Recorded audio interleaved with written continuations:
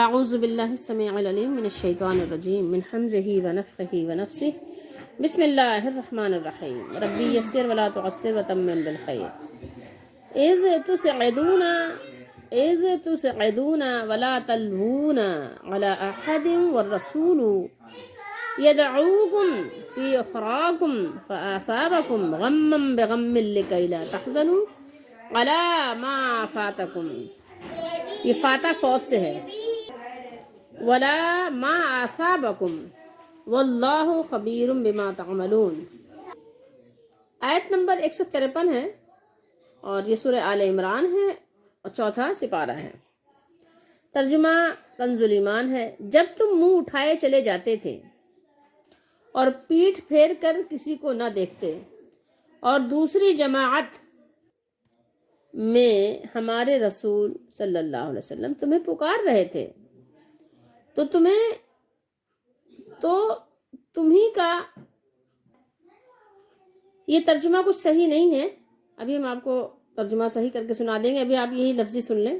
تو تمہیں کا غم بدلہ غم دیا. ٹھیک ہے.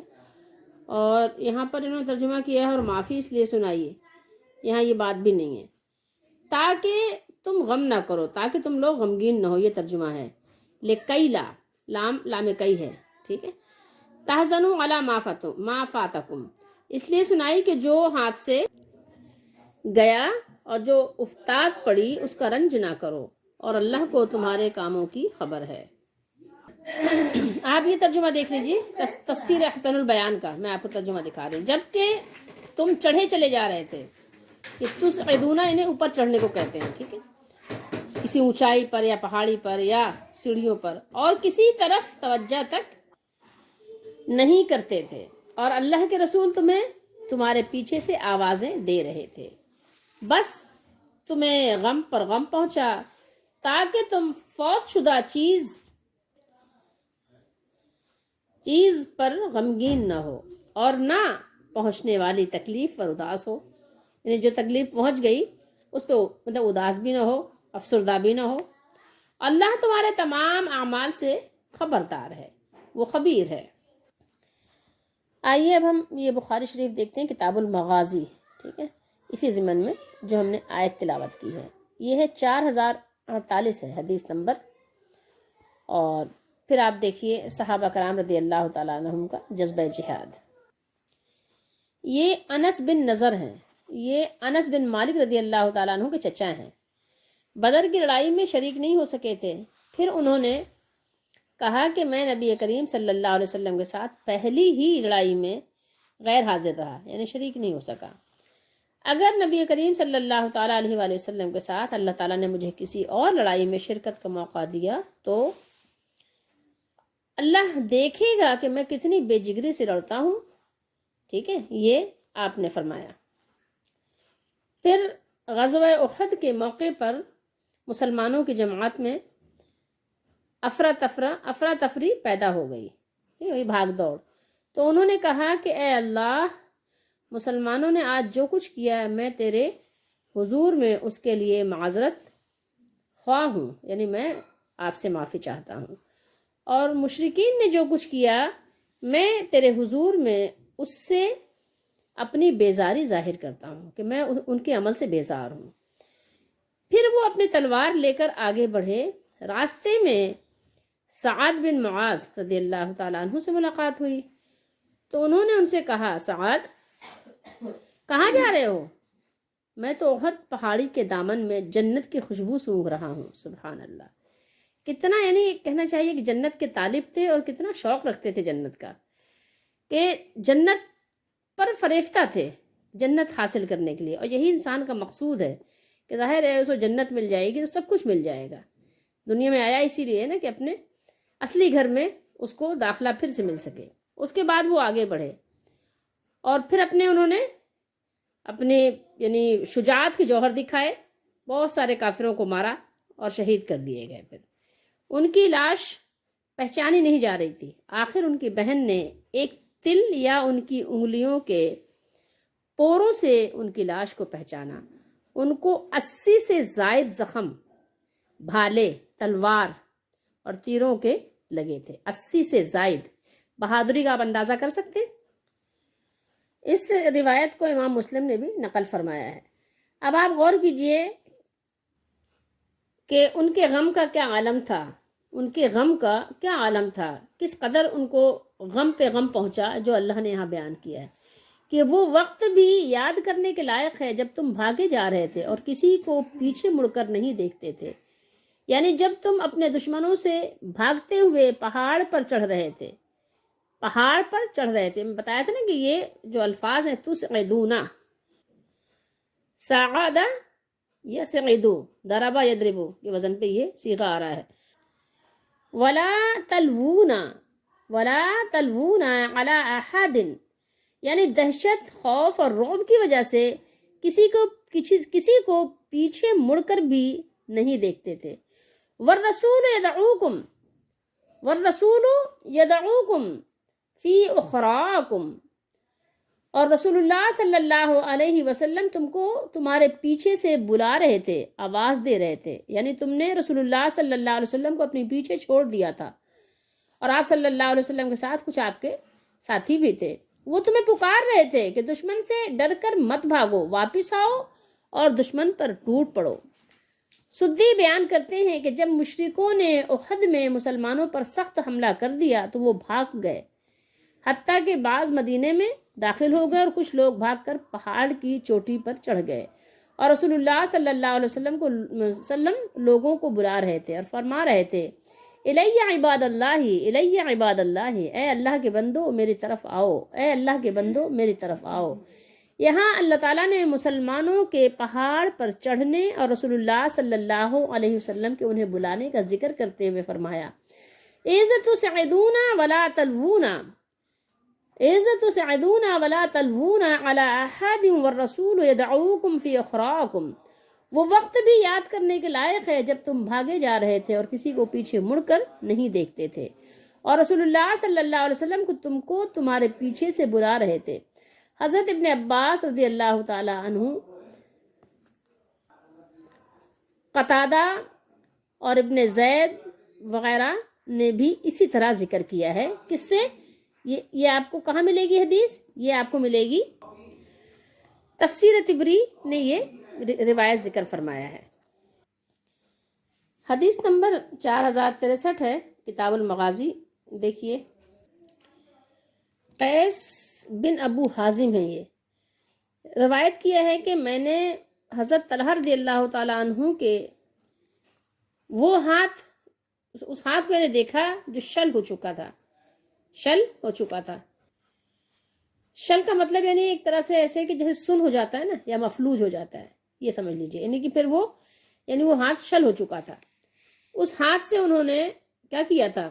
غزوہ احد کے دن نبی کریم صلی اللہ تعالیٰ علیہ وآلہ وسلم کی حفاظت کی تھی، بہت تیر چلائے تھے۔ یہ حدیث ہے بھی، دیکھیے 4064 ہے، دیکھ لیجئے۔ تو فرمایا، یہ انس رضی اللہ تعالیٰ عنہ نے بیان کیا کہ غزوہ احد میں جب مسلمان نبی کریم صلی اللہ علیہ وسلم کے پاس سے منتشر ہو کر پسپا ہو گئے تھے۔ یہ آپ ذرا تھوڑی دیر کے لیے اندازہ لگائیے، جنگ کے نقشے کو دیکھیے کہ جب دشمن چاروں طرف سے گھیر لے اور اس وقت پھر کچھ سمجھ میں نہ آئے، تو اب لازمی بات ہے کہ یہ ایک لازمی نتیجہ یا حصہ ہوتا ہے جنگ کا، کہ جب ہر طرف سے دشمن کی یلغار ہو جائے۔ اس میں نعوذ باللہ استغفر اللہ صحابہ کرام کو آپ کچھ نہیں کہہ سکتے، ٹھیک ہے۔ وہ ایک الگ بات ہے کہ انہوں نے جو وہ جگہ چھوڑی تھی، درے کو چھوڑا تھا جہاں رسول اللہ صلی اللہ علیہ وسلم نے ان کو مقرر فرمایا تھا، تو اتنی بات تو ان کی ضرور ہے، لیکن وہ سب تو بیچارے شہید کر دیے گئے تھے، کیونکہ جو درے پہ موجود تھے وہ بھی شہید کر دیے گئے۔ جب دشمن پیچھے سے آیا تو ظاہر ہے اس نے ان کو بھی مار دیا، اور جو نیچے اتر کر آئے تھے وہ بھی شہید ہو گئے تھے، ٹھیک ہے۔ تو اب جو باقی تھے تو لازمی نتیجہ تھا، ایک تو تھے بھی کم ہی، آپ کو پتا ہے کہ ظاہر 700 تو افراد تھے ٹوٹل، ٹھیک ہے۔ اب 700 افراد میں سے اب آپ خود اندازہ لگا سکتے ہیں کہ جب 70 اس میں سے ظاہر شہید ہو گئے تو اب حالت کیا ہوگی۔ جب ہر طرف دیکھیں گے کہ ہر طرف لوگ شہید پڑے ہوئے ہیں، تو آپ خود اندازہ لگا سکتے ہیں۔ تو جب یہ صحابہ رضی اللہ تعالیٰ عنہم منتشر ہو گئے تھے، ادھر ادھر پھیل گئے، تو منتشر ہو کر پسپا ہو گئے، تو ابو طلحہ رضی اللہ تعالیٰ عنہ نبی کریم صلی اللہ علیہ وسلم کی اپنے چمڑے کی ڈھال سے حفاظت کر رہے تھے، چمڑے کی ڈھال ان کے پاس تھی۔ ابو طلحہ رضی اللہ تعالیٰ عنہ بڑے تیر انداز تھے، یعنی ہر ایک کو کسی نہ کسی چیز میں کمال حاصل ہوتا ہے، تو ان کو تیر اندازی میں کمال حاصل تھا اور کمان خوب کھینچ کر تیر چلایا کرتے تھے۔ اس دن انہوں نے 2 یا 3 کمانیں توڑ دی تھی، یعنی اتنا تیر چلایا تھا کہ 2-3 کمانیں توڑ دی تھی۔ مسلمانوں میں سے کوئی اگر تیر کا ترکش لیے گزرتا تو آپ صلی اللہ علیہ وآلہ وسلم ان سے فرماتے یہ تیر ابو طلحہ کے لیے یہیں رکھتے جاؤ، یعنی تیر تم لے کر مت جاؤ، تیر یہیں رکھ دو، ٹھیک ہے۔ انس رضی اللہ تعالیٰ عنہ نے بیان کیا کہ آپ صلی اللہ تعالیٰ علیہ وآلہ وسلم مشرکین کو دیکھنے کے لیے سر اٹھا کر جھانکتے تو ابو طلحہ رضی اللہ تعالیٰ عنہ عرض کرتے، میں نے آپ کو پہلے بھی بتایا نا کہ ایک چھوٹے سے یعنی گڑھے کے طور پر جہاں جگہ تھی وہاں آپ صلی اللہ علیہ وسلم کو کر دیا تھا تاکہ آپ صلی اللہ علیہ وسلم سیف ہو جائیں۔ تو ابو طلحہ کہتے کہ میرے ماں باپ آپ پر فدا ہوں، قربان ہوں، سر مبارک اوپر نہ اٹھائیے، کہیں ایسا نہ ہو کہ ادھر سے کوئی تیر آئے اور آپ صلی اللہ علیہ وسلم کو آ کر لگ جائے۔ میری گردن آپ سے پہلے ہے، یعنی اگر کوئی تیر آئے گا تو میں آپ کے آگے ہوں تاکہ تیر مجھے لگے، آپ محفوظ رہیں۔ اور میں نے دیکھا کہ جنگ میں حضرت عائشہ بنت ابی بکر رضی اللہ تعالیٰ عنہ یہ بھی تھیں، اور انس رضی اللہ تعالیٰ عنہ کی والدہ ام سلیم رضی اللہ تعالیٰ عنہ اپنے کپڑے اٹھائے ہوئے ہیں، یعنی کپڑے اٹھا کر ظاہر بھاگنا دوڑنا اور کام کرنا آسان ہوتا ہے، اٹھائے ہوئے ہیں کہ ان کی پنڈلیاں نظر آ رہی تھیں اور مشکیزیں اپنی پیٹھوں پر لیے دوڑ رہی ہیں اور اس کا پانی زخمی مسلمانوں کو پلا رہی ہیں۔ پھر جب اس کا پانی ختم ہو جاتا، مشکیزہ یعنی ختم ہو جاتا پانی، تو واپس آتی اور مشک جو یوں ہوتی ہے، مشک یعنی جو جس میں پانی بھرا کرتے تھے، بھر کر لے جاتی تھی۔ یہ اس لیے اس کا رواج تھا کہ اونٹوں پر رکھنا آسان ہوتا تھا اس کو، اور پانی کو یعنی سیف کرنا بھی آسان ہوتا تھا، اور مسلمانوں کو پلاتی ہیں، یعنی بار بار پانی بھر کر لاتی، بار بار مسلمانوں کو پلاتی تاکہ جو زخمی لوگ ہیں کم سے کم ان کا یعنی حلق تو تر رہے۔ اس دن ابو طلحہ رضی اللہ تعالی عنہ کے ہاتھ سے 2 یا 3 مرتبہ تلوار گر گئی تھی، اور یہی حضرت ابو طلحہ رضی اللہ تعالیٰ عنہ ہیں جن کے لیے رسول اللہ صلی اللہ علیہ وآلہ وسلم نے فرمایا، حضرت علی رضی اللہ تعالیٰ عنہ راوی ہیں، بخاری میں حدیث ہے کہ طلحہ تیر چلاؤ، تم پر میرے ماں باپ قربان ہوں، تم پر میرے ماں باپ فدا ہوں۔ یہ وہ صحابی ہیں کہ جن کو یہ اعزاز حاصل ہے کہ رسول اللہ صلی اللہ تعالیٰ علیہ وآلہ وسلم نے اپنے ماں باپ ان پر فدا کیے۔ تمام صحابہ رسول اللہ صلی اللہ علیہ وسلم پر اپنے ماں باپ فدا کرتے تھے، اور رسول اللہ صلی اللہ علیہ وسلم نے ان کو یعنی یہ بزرگی دی کہ تم پر میرے ماں باپ فدا ہو، تم تیر چلاؤ۔ ان کی یعنی آپ صلی اللہ علیہ وسلم نے مدح سرائی اس طرح کی، اور یہ رشتے میں آپ صلی اللہ علیہ وسلم کے ماموں لگتے تھے، نہیں یہ نہیں ہے غالباً ماموں جو لگتے ہیں، رشتے میں جو ماموں لگتے ہیں وہ ہیں حضرت سعد بن ابی وقاص رضی اللہ تعالیٰ عنہ، وہ آپ صلی اللہ علیہ وسلم کے رشتے میں ماموں لگتے ہیں۔ اور جو ماں باپ کو فدا کرنے کی بات ہے وہ بھی حضرت ابی سعد بن وقاص رضی اللہ تعالیٰ عنہ کے بارے میں، غلطی سے میں نے حضرت ابو طلحہ کے بارے میں جو کہہ دیا وہ بہت معذرت۔ یہ حدیث بھی دیکھ لیجئے، 4054 ہے، کتاب المغازی ہے۔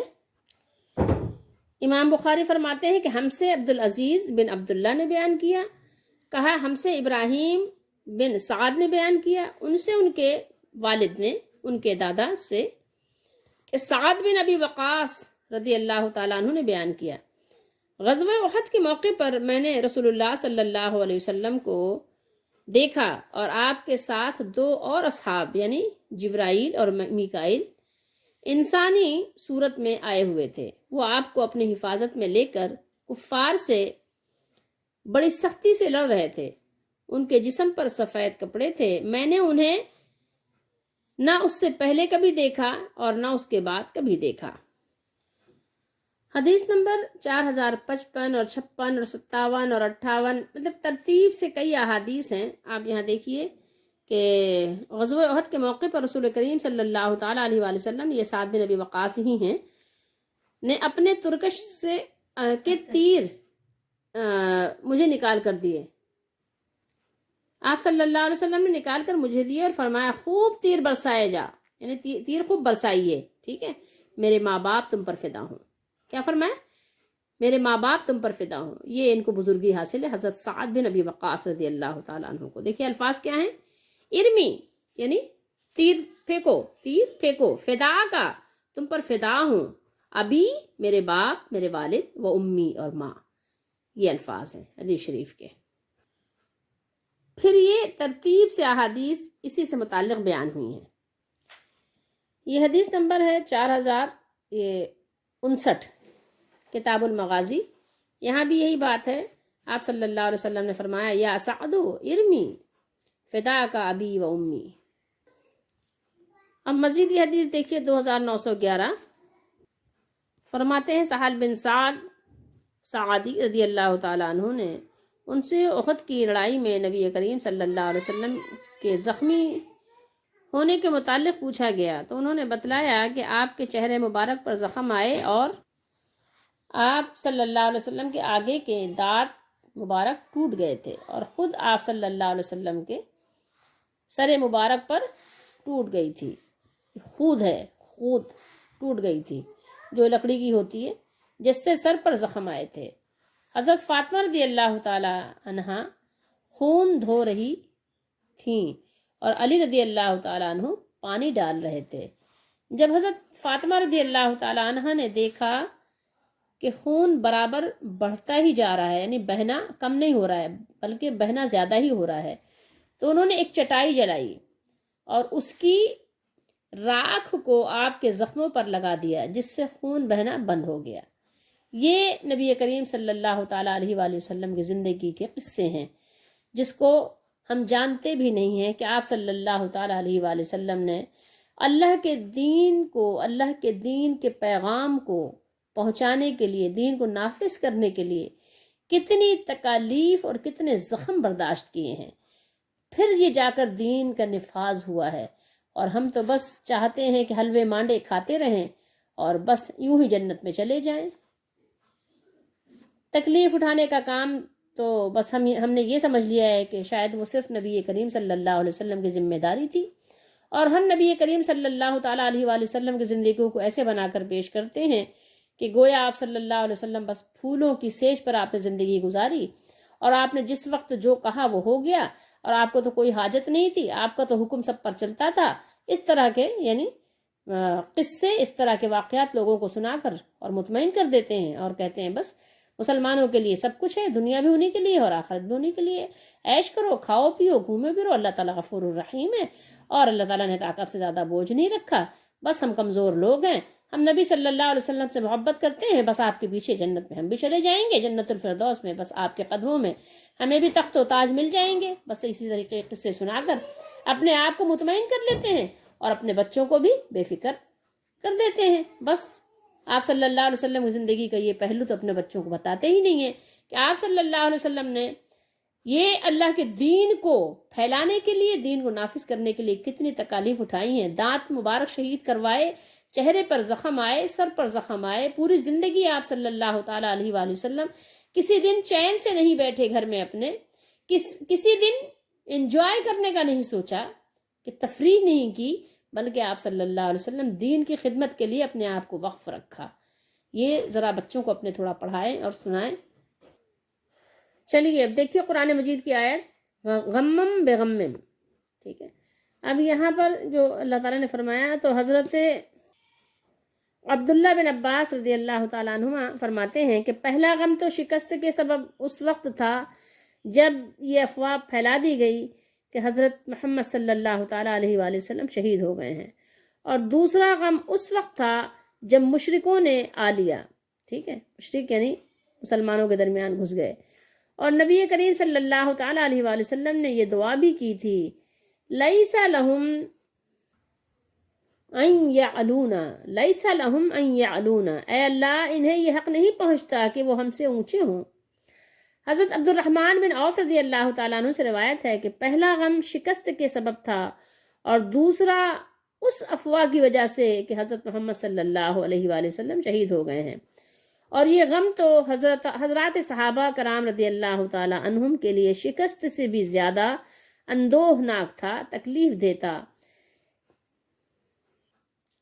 لِكَيْ لَا تَحْزَنُوا عَلَى مَا فَاتَكُمْ لِكَيْ لَا عَلَى مَا فَاتَكُمْ وَلَا مَا أَصَابَكُمْ، تاکہ جو چیز تمہارے ہاتھ سے جاتی رہی یا جو مصیبت تم پر واقع ہوتی ہے اس سے تم افسردہ خاطر یا غمگین نہ ہو. یعنی مال غنیمت اور دشمن پر فتح سے جو محرومی ہوئی یا زخمی اور قتل ہونے کی صورت میں جو مصیبت تم پر واقع ہوئی، یہ حضرت ابن عباس رضی اللہ تعالیٰ عنہما، حضرت عبد الرحمن بن عوف اور قتادہ اور سدی وغیرہ کا قول بھی یہی ہے. واللہ خبیر بما تعملون، اور اللہ تمہارے اعمال سے خبردار ہے. سبحانہ و بحمدہ لا الہ الا ہوا جل وعلا. چلیے اب پیچھے سے اس کا ربط دیکھتے ہیں. اس آیت میں بھی غزوہ احد کے واقعے مذکورہ سے متعلق ہیں، ٹھیک ہے، اور آگے بھی ابھی وہی چل رہی ہیں، آگے بھی وہی آیات ہیں. اب ہم پیچھے سے دیکھتے ہیں تھوڑا سا اس کا جو ربط ہے. تو پہلے یہ دیکھیے نا کہ یہاں پیچھے اللہ نے کیا بیان فرمایا تھا منکم من یرید الدنیا و منکم من یرید الآخرہ.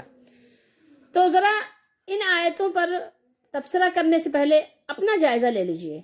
میں اور آپ کتنا دنیا طالب ہیں دنیا کے، اور صحابہ کرام رضی اللہ تعالیٰ عنہم کو تو وہ جو صرف اگر آپ یہ کہیں کہ مال غنیمت کے لیے بھی اگر وہ آئے تھے جمع کرنے کے لیے، تو اگر وہ مال غنیمت جمع کرنے اکٹھا کرنے کے لیے آئے تھے، تو اگر اللہ نے ان کو دنیا کا طالب اگر کہا ہے، تو پھر میں اور آپ تو کیا کہے جائیں گے اللہ کے نزدیک؟ میرا اور آپ کا کیا مقام ہو سکتا ہے؟ ذرا تصور کیجئے.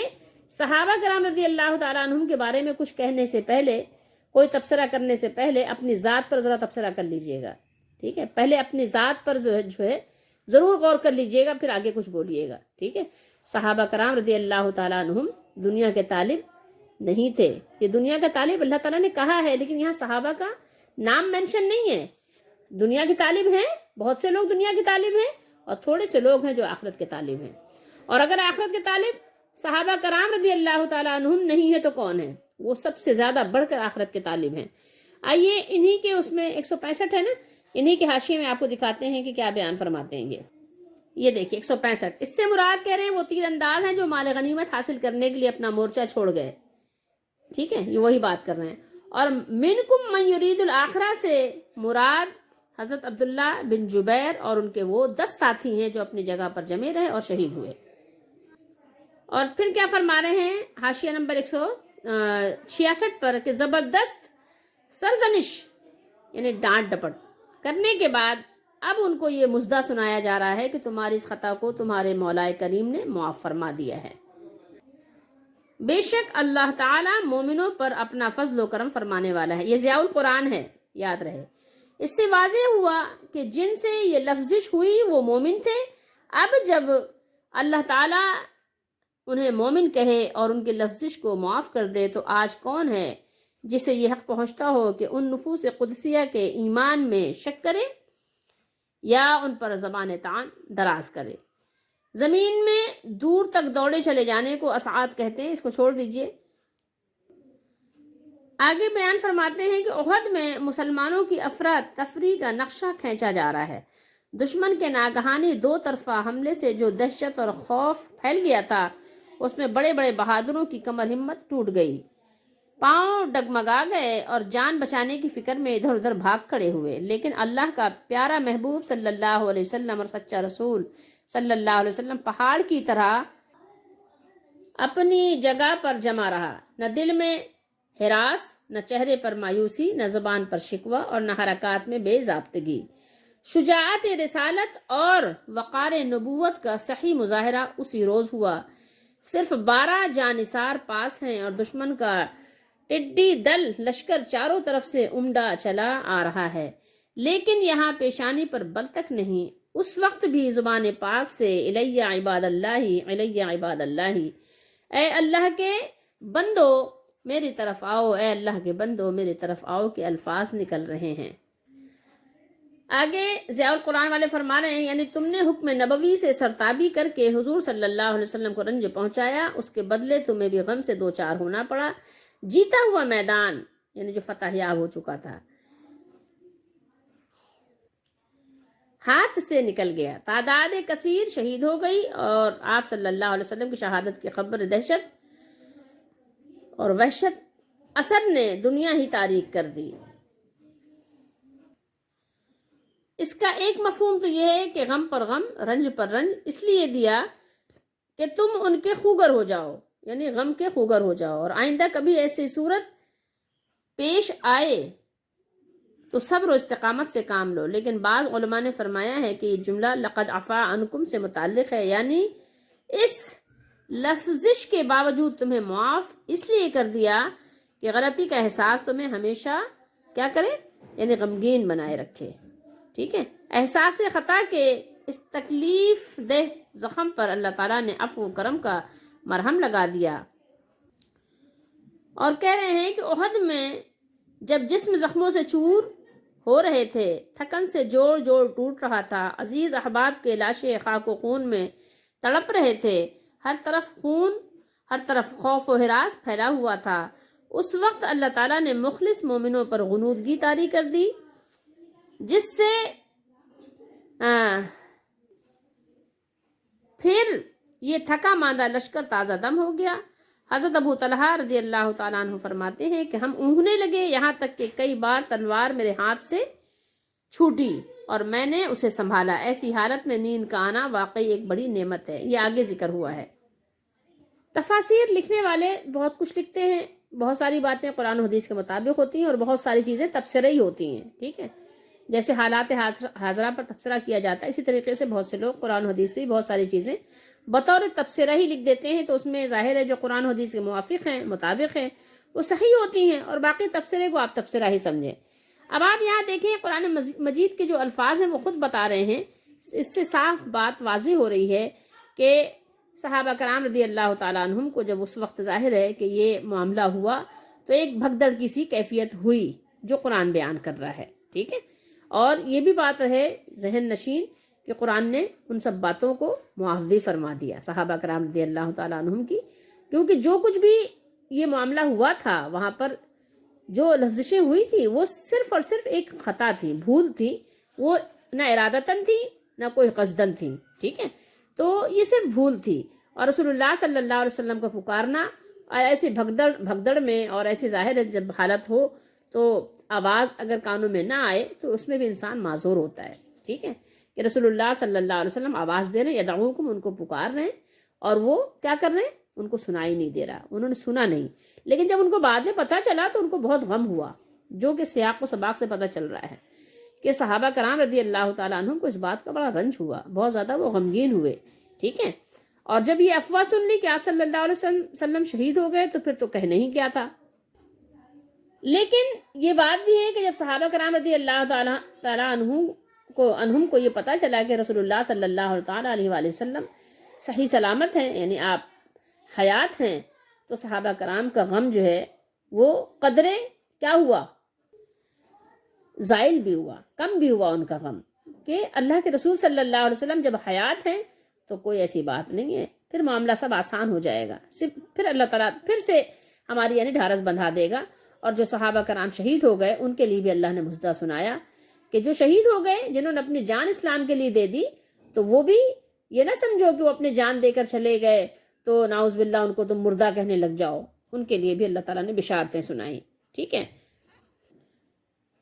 جب صحابہ کرام کو یہ معلوم ہوا کہ رسول اللہ صلی اللہ تعالیٰ علیہ وآلہ وسلم حیات ہیں تو پھر باقی سارے غم ان کے لیے ہلکے ہو گئے۔ اللہ تعالیٰ نے فرمایا کہ جو تم پر مصیبت پہنچی ہے اور جو یعنی تم پر یہ تکلیف آئی ہے تو معاملہ یہ ہے کہ تاکہ تم غمگین نہ ہو، تاکہ تم کو یعنی رنج و غم زیادہ نہ ہو۔